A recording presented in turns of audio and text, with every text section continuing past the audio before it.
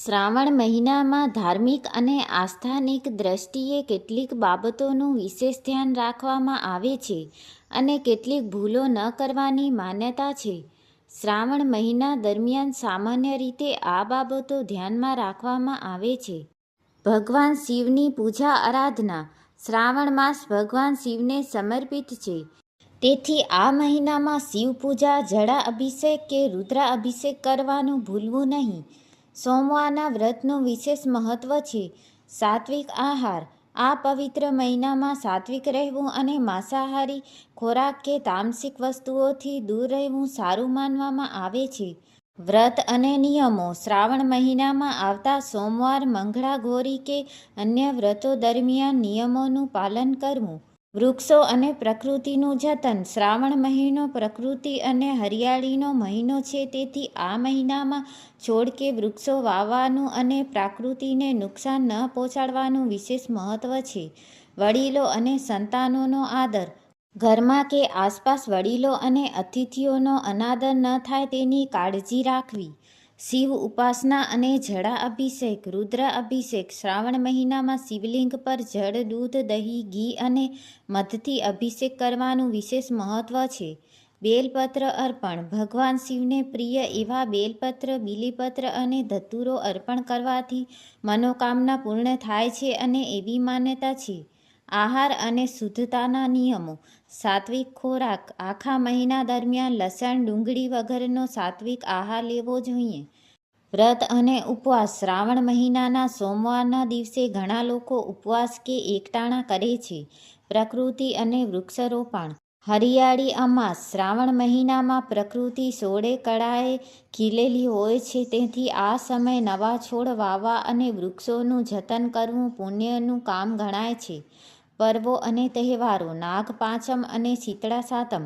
નાગ દેવતાની પૂજા અને પરિવારના રક્ષણ માટે આ તહેવારો ઉજવાય છે. પૂજા અર્ચના અને ધાર્મિક વિધિ. શિવાલયમાં દર્શન. શ્રાવણ મહિનામાં રોજ અથવા દરરોજ સોમવારે વહેલી સવારે શિવાલયમાં જઈને દર્શન કરવા અને શિવલિંગ પર પંચામૃતથી અભિષેક કરવું.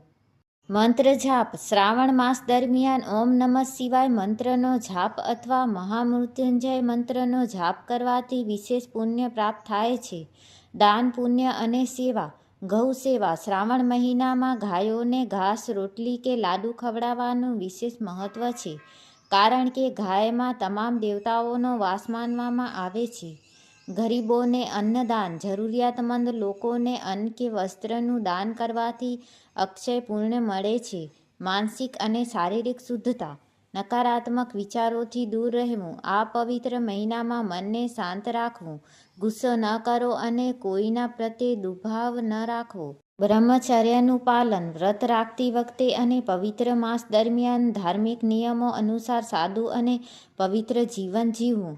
અન્ય વિશેષ વ્રતો. સોમવાર વ્રત. શ્રાવણ મહિનાના બધા સોમવારના વ્રતનું ઉદ્યાપન અથવા સાદી વિધિથી પૂજા કરવાનું પરિવાર સાથે મળીને આયોજન કરવું. વિશેષ પૂજા અને અભિષેક સામગ્રી. પંચામૃત સ્નાન. શ્રાવણ મહિનામાં શિવલિંગને દૂધ, દહીં, ઘી, સાકર અને મધથી બનેલા પંચામૃતથી સ્નાન કરાવવું ખૂબ જ શુભ માનવામાં આવે છે. રુદ્રાક્ષ ધારણ. આ મહિનામાં રુદ્રાક્ષ ધારણ કરવો અથવા રુદ્રાક્ષની માળાથી શિવ મંત્રનો જાપ કરવો આધ્યાત્મિક ઉન્નતિ માટે ઉત્તમ ગણાય છે. સ્વાસ્થ્ય અને આહાર સંબંધી નિયમો. મોસમી શાકભાજી. આયુર્વેદ અને ધાર્મિક દૃષ્ટિએ ચોમાસા શ્રાવણ દરમિયાન પાંદડાવાળા શાકભાજી ટાળીને હળવો અને પચી જાય તેવો ખોરાક લેવો જોઈએ. ગરમ પાણીનું સેવન. સ્વાસ્થ્ય જાળવવા માટે ઉકાળેલું કે શુદ્ધ પાણી પીવું અને બહારના તળેલા કે વાસી ખોરાકથી દૂર રહેવું. દાન અને સેવાના કાર્યો. રક્તદાન કે ચક્ષુદાન. શ્રાવણ માસમાં માનવ સેવાના ભાગરૂપે રક્તદાન શિબિરોમાં જોડાવું કે અન્ય સેવાકીય કાર્યો કરવાથી પુણ્ય પ્રાપ્ત થાય છે. પક્ષીઓને ચણ નાખવી. ઘરની અગાસી કે આંગણામાં પક્ષીઓ માટે દાણા અને પાણીની વ્યવસ્થા કરવી. વસ્ત્ર અને શણગારના નિયમો. પરંપરાગત વસ્ત્રો. પૂજા કરતી વખતે કે મંદિરમાં જતી વખતે સ્વચ્છ અને સાદા પરંપરાગત વસ્ત્રો જેવા કે ધોતી, કુર્તો કે સાડી પહેરવા પર વિશેષ ભાર આપવામાં આવે છે. શણગાર અને રંગો. આ મહિનામાં લીલા રંગના કપડાં, લીલી બંગડીઓ કે રુદ્રાક્ષ ધારણ કરવાને ખૂબ જ શુભ અને પ્રકૃતિના પ્રતીક સમાન માનવામાં આવે છે. સામાજિક અને પારિવારિક નિયમો. સહયોગ અને સદ્ભાવ. પરિવારના તમામ સભ્યો સાથે મળીને પૂજાપાઠ કરવા અને ઘરમાં સુમેળભર્યું વાતાવરણ જાળવી રાખવું.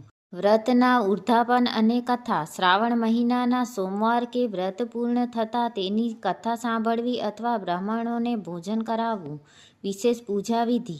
બિલપત્ર ચડાવવાના નિયમો. શિવલિંગ પર બિલપત્ર ચડાવતી વખતે ધ્યાનમાં રાખવું કે પાંદડા ફાટેલા ન હોય અને 4 કે 3 પાંદડાવાળા અખંડ બિલપત્ર જ અર્પણ કરવા. ઘરમાં સકારાત્મકતા લાવવાના ઉપાયો. દીવા અને અગરબત્તી.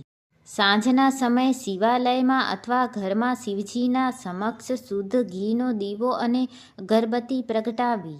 રુદ્રાક્ષની સ્થાપના. પૂજા સ્નાન પર વિધિ સાથે શિવલિંગ અથવા પવિત્ર રુદ્રાક્ષની સ્થાપના કરીને તેની નિયમિત પૂજા કરવી. આહાર પર સંયમ અને વિશેષ વાનગીઓ. ફળ આહાર અને વ્રતની વાનગીઓ. સોમવારના ઉપવાસ દરમિયાન સાબુદાણાની ખીચડી, ફળો, મખાણા અથવા રાજગરાના લોટમાંથી બનાવેલી સાત્વિક વાનગીઓ લેવી. મીઠાઈઓનું દાન. ભગવાન શિવ અને નંદીને પ્રિય એવી મીઠાઈઓનો પ્રસંગોસાથ ભોગ ધરવો અને અન્યમાં વેચવી. શિવ પંચાક્ષર સ્તોત્ર. શ્રાવણ મહિનામાં સવારે નાગેશ્વરમ નમામિ અથવા શિવ પંચાક્ષર સ્તોત્રનું પાઠન કરવું ખૂબ જ લાભદાયી માનવામાં આવે છે. વિશેષ પૂજા અને અભિષેક સમય. ધ્યાનમાં રાખવાની બાબતો. તાંબાના વાસણનો ઉપયોગ. શિવલિંગ પર જળા અભિષેક કરતી વખતે તાંબાના લોટાનો ઉપયોગ કરવો, પરંતુ દૂધ અથવા પંચામૃત અર્પણ કરવા માટે તાંબાને બદલે ચાંદી, પિત્તળ કે કાંસાના વાસણનો ઉપયોગ કરવો ઉત્તમ ગણાય છે. જળ ચઢાવવાની દિશા. શિવલિંગ પર જળ હંમેશા ઉત્તર કે પૂર્વ દિશા તરફ મુખ રાખીને બેસીને ચઢાવવું જોઈએ. સ્વાસ્થ્ય અને આહાર સંબંધિત પરંપરાગત કાળજી. દહીંનું સેવન ટાળવું. આયુર્વેદિક અને લોકવાયકા મુજબ ચોમાસાની ઋતુ અને શ્રાવણ મહિનામાં શરીરની પાચનશક્તિ નબળી પડવી હોવાથી કેટલાક લોકો ખાટા કે ભારે દહીંનું સેવન કરવાનું ટાળે છે. મધ અને ઘીનું મહત્વ. શ્રાવણ મહિનામાં શિવ પૂજામાં વપરાતા દ્રવ્યો જેવા કે શુદ્ધ ઘી અને મધનું સેવન સ્વાસ્થ્ય માટે પણ ગુણકારી માનવામાં આવે છે. આધ્યાત્મિક વાંચન અને સત્સંગ. શિવપુરાણનું શ્રવણ. શ્રાવણ માસ દરમિયાન ઘરમાં કે મંદિરમાં શિવપુરાણ અથવા શિવકથાનું વાંચન કે શ્રવણ કરવું ખૂબ જ પુણ્યદાયક માનવામાં આવે છે. સંધ્યા આરતી. સાંજના સમયે ઘરમાં દીવો પ્રગટાવીને પરિવાર સાથે શિવજીની આરતી ગાવાથી નકારાત્મક ઉર્જા દૂર થાય છે અને ઘરમાં સુખ શાંતિ જળવાઈ રહે છે.